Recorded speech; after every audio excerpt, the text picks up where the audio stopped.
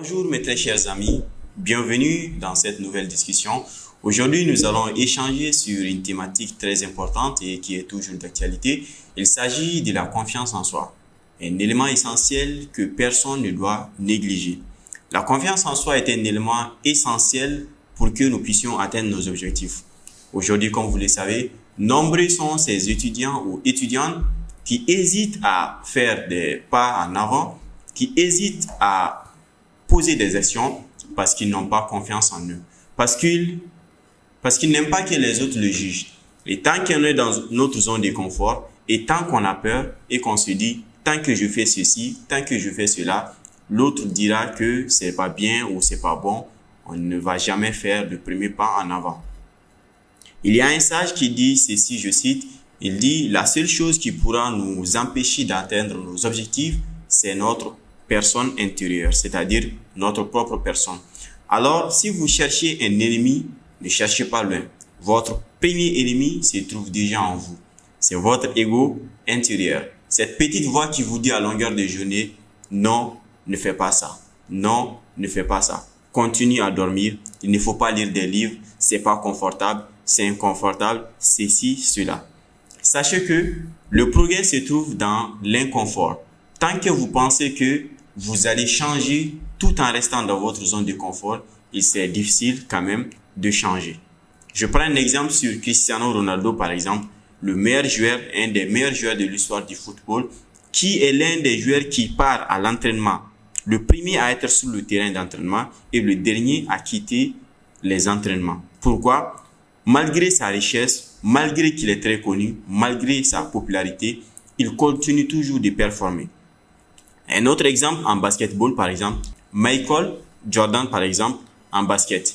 Combien de paniers a-t-il raté?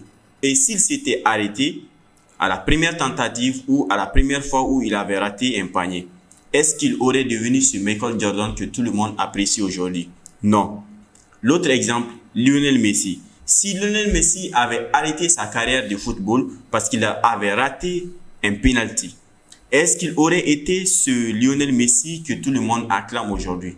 Non. C'est juste pour vous dire que dans la vie, les échecs, on n'en finit pas. Les petites erreurs ne finissent pas. Mais il faut toujours avoir cette capacité à se motiver soi-même et à toujours continuer à aller de l'avant. Un sage philosophe nous dit dans une citation, il dit qu'à un moment donné de notre vie, nous devenons comme des singes. C'est-à-dire que nous changeons de branche d'une minute à une autre. Qu'est-ce qu'il veut dire par là? Il veut juste dire que quand on est jeune, à un moment donné, on ne sait même pas qui est-ce qu'on est. On ne sait même pas ce qu'on veut devenir. Aujourd'hui, on s'est dit, je vais devenir footballeur parce que je vois qu'un tel a réussi en football.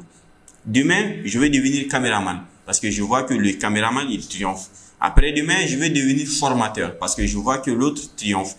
Après cela, on s'est dit, non, je vais être docteur, je vais être pilote, je vais être militaire.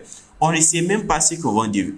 On ne sait même pas ce qu'on aimerait devenir. Et ça, c'est un souci. Parce que tant qu'on n'a pas un objectif clair et précis, on va finir notre vie à balancer de gauche à droite. Donc, un conseil, mes amis, ayez un objectif clair et précis.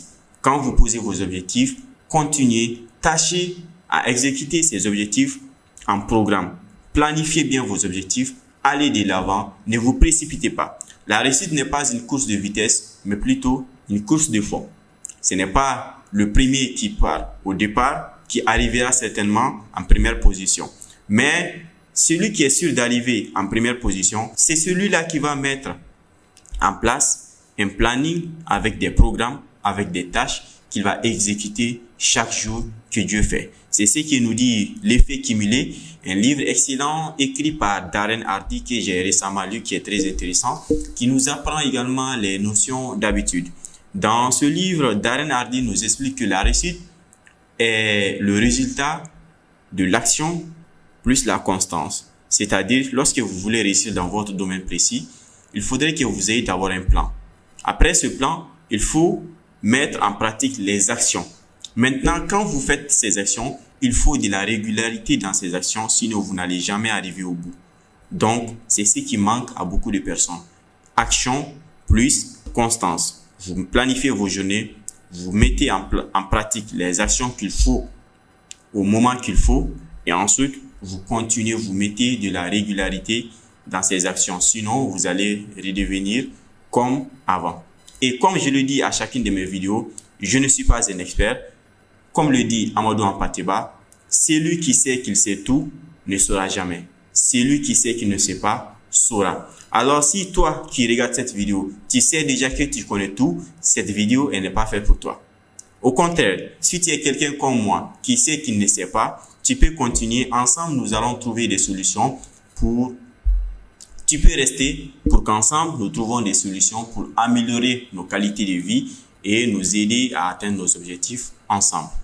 Merci beaucoup. À très bientôt.